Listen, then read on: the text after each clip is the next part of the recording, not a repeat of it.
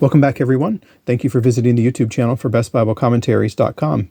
In this video, I'm going to talk about a new study Bible that Westminster John Knox Press sent me called the Westminster Study Bible. Before I do that, I invite you to click the thumbs up button. If you like the content, feel free to subscribe to the channel and leave a nice comment if you wish. All right, so I'm going to give you my honest assessment of the Westminster Study Bible.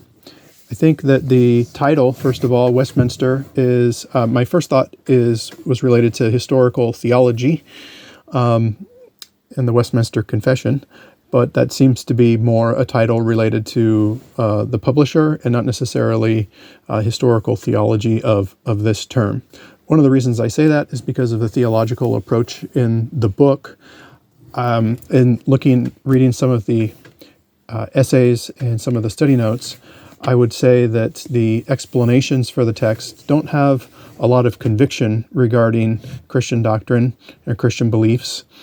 And what I mean by that is there's not an argument for what Scripture is saying or support of Scripture, what Scripture is saying, more of a summary of here's how traditional views understand this passage and here's how other modern interpretations understand this passage. So that's why I say the writers don't seem to have a lot of conviction or a lot of passion when it comes to Christian doctrine, even essays on the resurrection, for instance.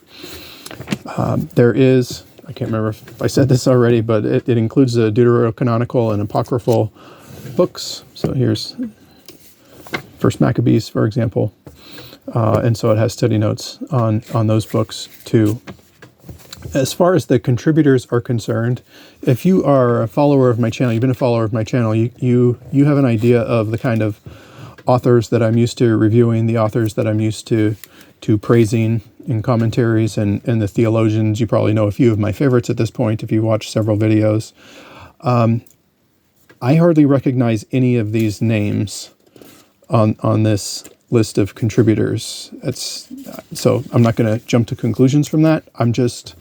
If you kind of follow the same world of biblical resources that I follow, or the same portion of it, then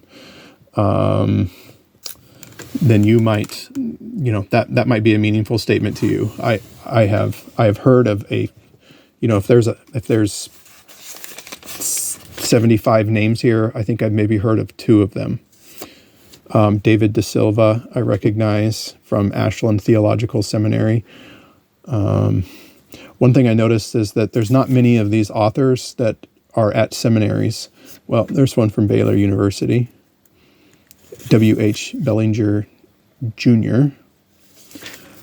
But anyway, other schools are represented, Rhodes College, Duke, Westmont College, Mercer University, Boston College, Xavier University, Messiah University, Princeton Theological Seminary. I believe that these authors are associated with the Society of Biblical Literature.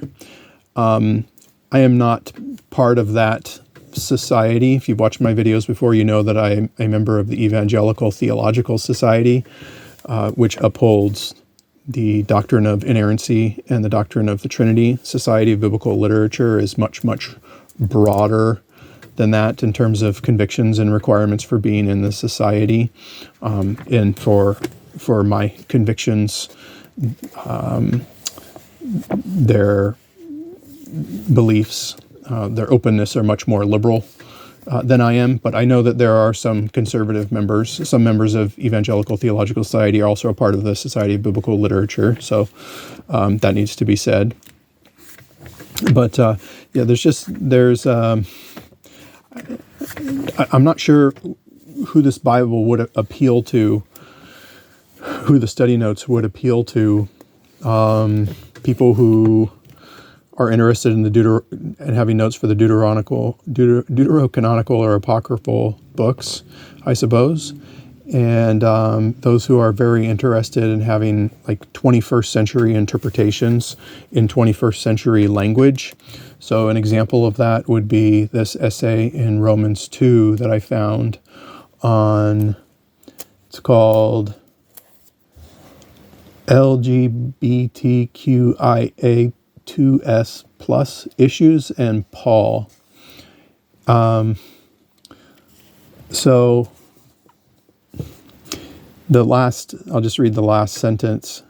Given the literal quote-unquote clobbering that Romans 1:18-32 continues to justify, all readers should remember that interpreting it in a way that restricts the rights of marginalized populations and enables the physical or psychological harm of LGBTQIA2S plus people is fundamentally unjust and irresponsible.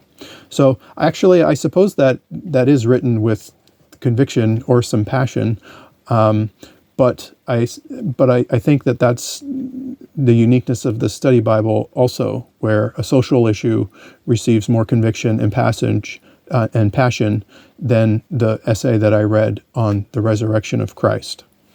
So that is my honest assessment of this study Bible. And honestly, by the name, I was expecting something a little different, but there it is for your consideration.